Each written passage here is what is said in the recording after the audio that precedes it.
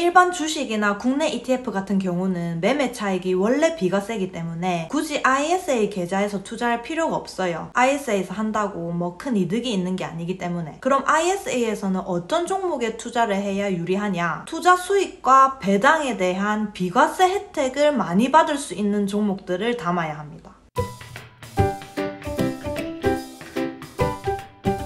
우리가 ISA 계좌에서 투자해야 할 종목은 바로 국내에 상장된 해외 ETF입니다. 해외 상장 해외 ETF는 ISA에서 못 사지만 그거를 똑같이 따라가는 국내 상장 해외 ETF들은 마음껏 매수할 수 있거든요. 여러분, 국내 자산운용사들한테 감사하지 않습니까? 이런 상품들을 다 만들어 놓은 것에 대해서. 요즘엔 경쟁이 붙었는지 갈수록 다양한 그리고 촘촘한 상품들이 쏟아져 나오더라고요. 저는 이제 아침마다 타이거 ETF 뉴스레터를 메일로 받아보는데 ETF 종류가 진짜 많아요. 계속해서 새로운 ETF들이 태어나고 있어요. 그래서 우리 강생이들도 그 중에 어떤 ETF를 골라야 할지 헷갈려 하실 것 같아서 제가 오늘 ISA에서 담을 만한 대표적인 ETF들을 정리해왔습니다. 첫 번째는 미국 S&P 500 지수를 추종하는 ETF입니다. 이거는 제가 마르고 닳도록 얘기해서 더 이상 설명드릴 것도 없죠. 지금 시장 분위기가 어떻고 앞으로 주가가 어떻게 될 거고 이런 거 신경 쓰기 싫다. 나는 그냥 상황이 어떻든 뭐 오르든 내리든 꾸준히 투자해서 안정적인 수익률을 가져가고 싶다 하면 아무따 S&P 500이 답입니다. 대신 마인드 세팅이 잘 돼 있어야 돼요. 떨어졌을 때 아싸 하고 쪼 담아야 되는데 아직도 조금 하락했다고 언니 주가 폭락했는데 지금이라도 손절해야 할까요? 이런 댓글 다시는 분들이 있어요. 몇 프로 빠진 그게 폭락이가 나는 진짜 폭락이 왔으면 좋겠구만은. 내가 떨어질 때 사라고 그렇게 말을 했는데 이런 댓글을 보면 그동안 내가 말한 게 무슨 소용인가 싶어서 현타가 온다니까요. 제가 만약에 ISA에 매달 예를 들어서 200만원씩 적립식 투자를 한다고 하면 저는 무조건 절반 이상, 최소 100만원 이상은 S&P 500에 넣습니다. 미국 S&P 500 지수를 추종하는 국내 상장 ETF들을 운용 규모가 큰 순으로 뽑아서 비교해보면 대표적으로 이렇게 5가지 상품이 있는데요. 총 보수는 코덱스 상품이 제일 낮고 순자산은 타이거가 압도적으로 높습니다. 분배율도 타이거가 제일 높아요. 그래서 환오픈 상품을 사고 싶으시면 이거, 분배금을 자동 재투자하고 싶으시면 이거, 환해지를 원하시면 이거를 추천드립니다. 여기 상품 코드 다 있으니까 참고하시고요. 사실 이 상품들은 다 대동소이해요. 어차피 같은 지수 추종이니까 수익률은 똑같거든요. 저는 연금 계좌에서 얘네들 종류별로 다 가지고 있습니다. 두 번째는 미국 나스닥 100 지수를 추종하는 ETF입니다. 나스닥 100도 S&P 500과 같이 미국 증시를 대표하는 지수인데 요거는 빅테크 성장주 중심이에요. 그래서 변동폭이 좀 큽니다. S&P 500은 조금 무난하게 간다면 나스닥 100은 오를 땐 확 오르고 떨어질 땐 확 떨어진단 말이죠. 그래서 내가 조금 위험을 감수하더라도 수익률을 더 높이고 싶다. 그 변동성을 내가 감수할 수 있는 멘탈을 가지고 있다 하면 빅테크 기업들로 구성된 나스닥 100 ETF를 추천드립니다. 누구나 들으면 아는 애플, 마소, 아마존, 구글, 엔비디아 같은 테크 기업들 위주로 투자를 하는 거죠. 국내에 상장된 미국 나스닥 100 ETF는 지금 보니까 얘네들이 제일 인기가 좋은데 이 중에 골라 잡으시면 됩니다. 마찬가지로 코덱스가 총 보수가 제일 낮고 타이거가 분배율이 높은데 얘는 아마 단가가 좀 비쌀 거예요. 11만 7,800원. 와, 언제 이렇게 올랐지? 제가 이거 처음 살 때만 해도 4만원대였거든요. 수년 전이지만 타이거가 상장한 지 제일 오래됐는데 기간에 비하면 자산 규모로 봤을 때 코덱스랑 에이스가 빨리 따라잡은 것 같아요. 지금은 총 보수가 낮은 코덱스가 제일 낫지 않을까 싶습니다.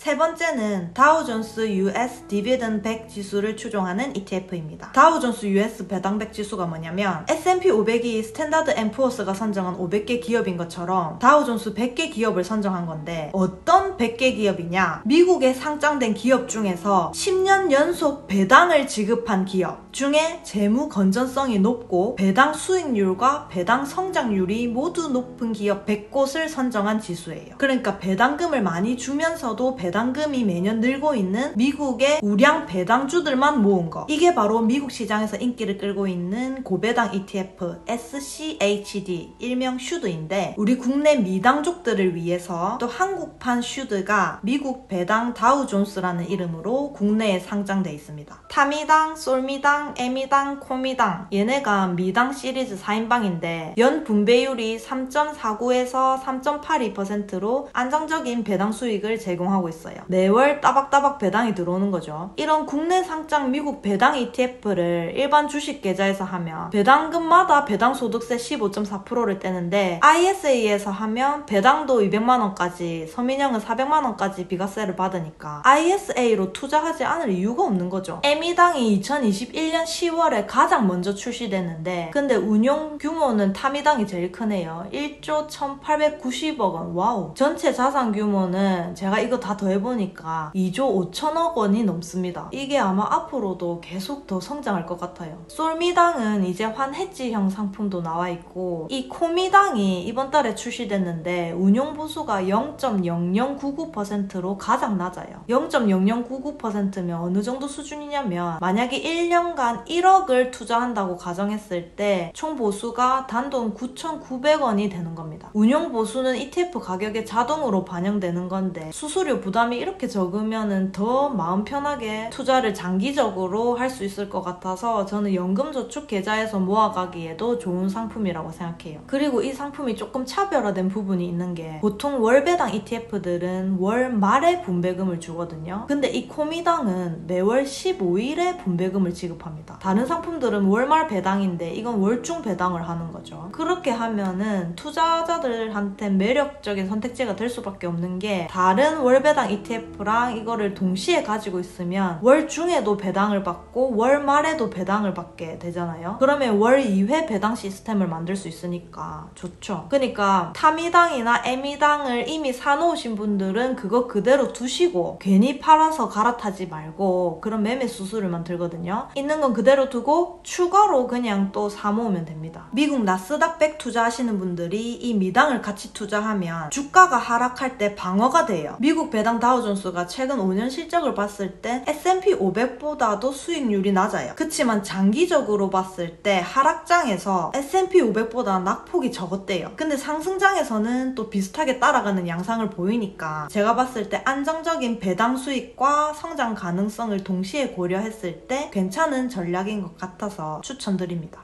네 번째는 커버드 콜 ETF입니다. 커버드 콜이 뭐냐면 주식을 보유하는 동시에 콜 옵션을 팔아서 투자자들한테 분배금을 더 얹어주는 거예요. 그걸 옵션 프리미엄이라 하는데 앞에서 말씀드린 ETF들이 기본 상품이라 치면 이 기본 상품에다가 약간의 변주를 넣은 거라고 보시면 돼요. 예를 들어서 이런 상품들이 있어요. 타이거 미국 배당 플러스 7% 프리미엄 다우존스, 타이거 미국 나스닥 100 플러스 15% 프리미엄 초단기, 코덱스 미국 AI 테크 탑10 플러스 15% 프리미엄, 타이거 미국 S&P 500 플러스 10% 프리미엄 초단기, 코덱스 미국 배당 플러스 10% 프리미엄 다우존스. 이런 식으로 앞에 기본에다가 요 플러스 뒤에 붙은 타겟 프리미엄만큼만 콜옵션을 매도해서 배당을 더 얹어주는, 예를 들어서 코덱스 미국 배당 플러스 10% 프리미엄 다우존스, 일명 코 밑에는 미국 배당주, 그러니까 슈드 100개 기업에 투자를 하면서 일부 S&P 500 콜옵션을 매도해서 연간 10%의 분배금을 목표로 하는 ETF고요. 코덱스 미국 AI 테크 탑10 플러스 15% 프리미엄은 미국 AI 테크 상위 10개 기업에 투자하면서 일부 나스닥 100 콜옵션을 매도해서 연간 15%의 배당 수익을 목표로 하는 ETF입니다. 그러니까 어떤 콜옵션을 매도하는가는 상품마다 다르지만 어쨌든 커버드 콜 전략으로 더 높은 배당 수익을 챙겨주는 상품들이라고 보시면 됩니다. 여기 이 15%는 목표 수치지 실제 분배율과 일치하진 않고요. 그리고 참고로 분배율 기준은 연간입니다. 연 15%. 그래서 나는 배당금을 많이 받고 싶다, 그러면서 시세 차익도 놓치고 싶지 않다 하시는 분들은 커버드 콜 ETF가 저는 나쁘지 않다고 생각합니다. 다만 배당금을 받아서 그 배당금으로 재투자를 할 생각이면 굳이 커버드 콜 ETF를 할 필요는 없고, 배당금을 받아서 쓸 목적, 배당금을 받아서 생활에 보탤 목적이라면 추천드립니다. ISA에서는 배당금도 비과세 되니까.